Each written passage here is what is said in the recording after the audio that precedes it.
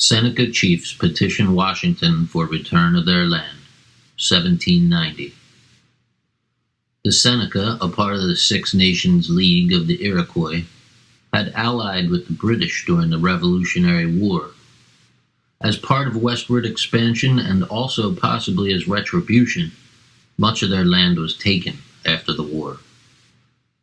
The following letter by three Seneca chiefs, Big Tree, Corn Planter, and Halftown, implores the Great Father, George Washington, to return their land to them. Letter to President Washington, 1790. Big Tree, Corn Planter, and Halftown of the Seneca Nation. Father, the voice of the Seneca Nation speaks to you, the great counselor in whose heart the wise men of all the 13 fires, the colonies, have placed their wisdom.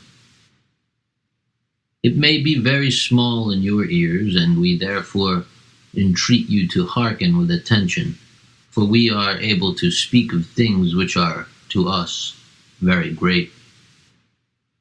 When your army entered the country of the Six Nations, we called you the town destroyer. To this day, when your name is heard, our women look behind them and turn pale, and our children cling close to the necks of their mothers. When our chiefs returned from Fort Stanwix and laid before our council what had been done there, our nation was surprised to hear how great a country you had compelled them to give up to you, without your paying to us anything for it. Everyone said that your hearts were yet swelled with resentment against us for what had happened during the war, but that one day you would consider it with more kindness. We asked each other, what have we done to deserve such severe chastisement? Father, when you kindled your 13 fires separately, the wise men assembled at them told us that you were all brothers, the children of one great Father, who regarded the red people as his children. They called us brothers and invited us to his protection. They told us that he resided beyond the great water where the sun first rises, and that he was a king whose power no people could resist, and that his goodness was as bright as the sun. What they said went to our hearts. We accepted the invitation and promised to obey him. What the Seneca Nation promises, they faithfully perform.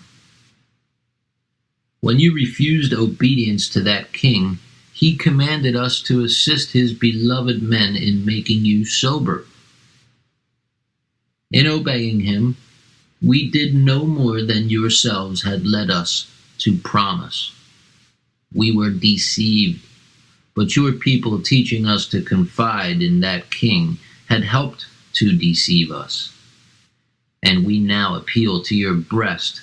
Is all the blame ours? Father, when we saw that we had been deceived and heard the invitation which you gave us to draw near to the fire you had kindled and talk with you concerning peace, we made haste towards it. You told us you could crush us to nothing, and you demanded from us a great country as the price of that peace which you had offered to us, as if our want of strength had destroyed our rights. Our chiefs had felt your power and were unable to contend against you, and they therefore gave up that country. What they agreed to has bound our nation, but your anger against us must by this time be cooled, and although our strength is not increased, nor your power become less, we ask you to consider calmly. Were the terms dictated to us by your commissioners reasonable and just? Father, You have said that we were in your hand, and that by closing it you could crush us to nothing. Are you determined to crush us?